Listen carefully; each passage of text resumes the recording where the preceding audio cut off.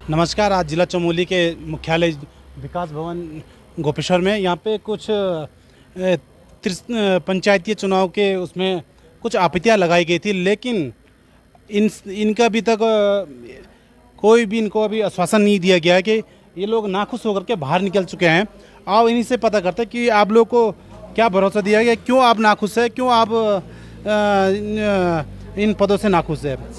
Sir सबसे पहले तो आपका हमारे चैनल में स्वागत है आपका। धन्यवाद सर आपकी वार्ता क्या हुई अंदर?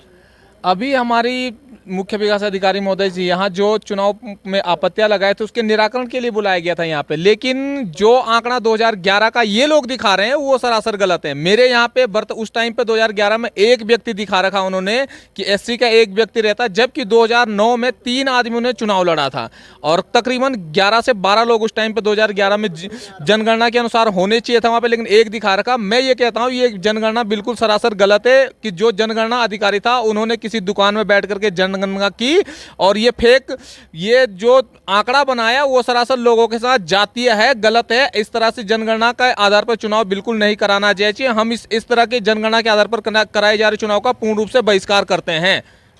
यहाँ पे हमारे अन्य भाई लोग भी है, वो भी कुछ बोलना चाहते हैं इसमें।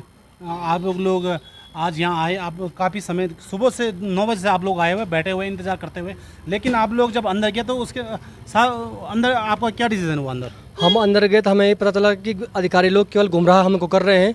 और इन्होंने, मैं जिला पंचायत जाग वार्ड की बात करूं तो जब से पंचायतों का गठन हुआ है तब से जिला पंचायत जाग आज तक कभी रद्द नहीं हुई है। अगर ये कह रहे हैं कि हमने आरक्षण को 0 से स्टार्ट किया है तो हमें एक ऐसी व्यक्ति होने के नाते हमें फिर 25 साल और वेट करना पड़ेगा। 25 साल तो पिछला हमने बर्बाद किया है और 25 साल और करेंगे। इसका मतलब हमारे समुदाय को अनदेखा किया जा रहा है। हम लोग लोकतंत्र तरीके से लड़ाई लड़ेंगे और हमें चाहे हमें हाईकोर्ट के दरवाजे खटखटाने पड़े, हम खटखटाएंगे और हम अपने लोगों की लड़ाई लड़ेंगे और हमने एससी वर्ग को इस लोकतंत्र के पर्व में वंचित नहीं रहने देंगे और हम इसकी लड़ाई आखिरी दम तक लड़ेंगे। यहाँ पे कुछ लोगों का कहना है कि अगर इनको यही करना है तो हमको बुलाया क्यों गया है, क्योंकि हम सुबह 9 बजे से आए भूखे प्यासे यहाँ पे साहब का इंतजार करते हुए, लेकिन इनको भरोसा नहीं दिया गया कि कोई भी डिसीजन अभी तक नहीं निकला। इन्होंने ये कहा कि जो हो रखा है वो पहले से फिक्स हो रखा है। आप बताइए भाई इसमें क्या कहना चाहते हैं? सर मैं जो है खीरों लामबगढ़ से आया हूँ।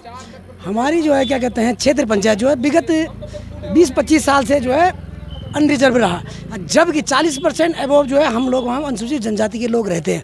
इससे पहले भी चुनाव में क्या कहते हैं जिस गांव में मात्र 7 लोग वोटर थे वहाँ पे इन्होंने रिजर्वेशन दिया गया, 1 लोगों के लिए रिजर्वेशन दिया गया। उसी के आधार पे अभी हमारे कितने 191 लोग हैं, फिर भी रिजर्वेशन नहीं है। हमने यहाँ पे बात की सीडीओ साहब से, लेकिन सीडीओ साहब ने कोई आश्वासन नहीं दिया। बस उन्होंने सिर्फ अपना एक सरकारी फॉर्मेलिटी ये बता दिया, ये जीओ आया है जिससे हम संतुष्ट नहीं है। इस उपलक्ष्य में जो है हम बिल्कुल इसका बहिष्कार करते हैं। इस बार तिरस्ती पंचायत चुनाव में खासकर क्षेत्र पंचायत में हम एक वोट पड़ने नहीं देंगे, ना इसका वोटिंग करेंगे।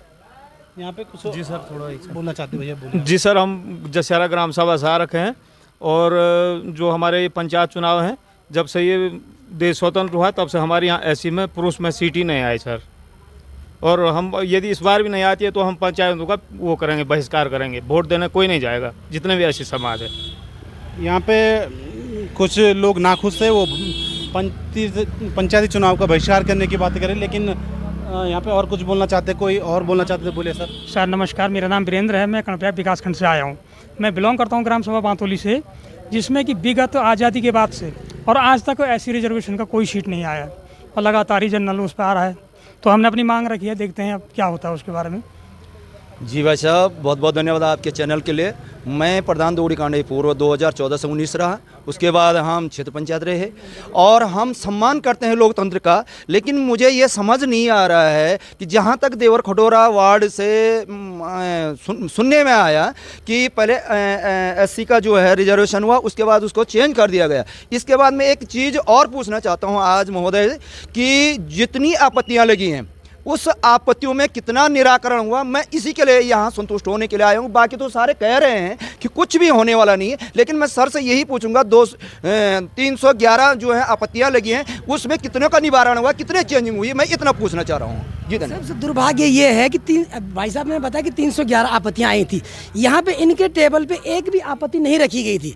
हमने इनको पूछा यहाँ पे सीडीओ साहब से कि आपत्तियाँ कहाँ गए, इन्होंने कहा कि आपत्तियाँ हम ढूंढेंगे करके। तो हमको बुलाने का रीज़न कारण क्या था इनका? जब हमारी आपत्ति अब इन्होंने सुननी नहीं है, टेबल पे नहीं रखी गई, तो उनको क्या पता कि हमारी आपत्ति कौन सी है। ये तो आम जनता को क्या कहते हैं बेवकूफ़ी बनाने वाला वो था। मतलब एक खाली एक सरकारी एक शासन आदेश था कि 2 दिन के लिए इनकी आपत्ति सुनी जाएगी, फिर निस्तारीकरण होगा। ये तो पहले से प्रायोजित तरीके से ये था कि कुल मिला के इनका जो है आपत्तियाँ इनको जो है कचरे की रद्दी की टोकरी में फेंका जाए। बहुत बहुत धन्यवाद आप लोगों ने। आप बोलना चाहते हैं भैया? सबसे पहले मैं आपका धन्यवाद करूंगा समाचार चैनल का कि आपके माध्यम से खुले मैदान के नीचे खुले सड़क में हम अपनी बात रख रहे हैं। अंदर क्या हो रहा है इसकी बात अभी तो हो नहीं पाए, लेकिन मैं ग्राम पंचायत मासू से है। हमारे यहाँ पिछले 2009 से और लगातार आरक्षित सीट चली है। अभी एसटी है, उसके बाद 80 थी और उसके बाद सामान्य महिला। पुरुषों का नंबर कब आएगा, पुरुष विकास की ओर कब बढ़ेगा, मेरी निवेदन है आपसे मासू ग्राम से कि हम अपनी बात अंदर भी यही रखेंगे और वहाँ से क्या अपील हमको क्या सुनवाई मिलती है उसके लिए हम आप सभी लोगों का बहुत बहुत धन्यवाद आप लोगों का।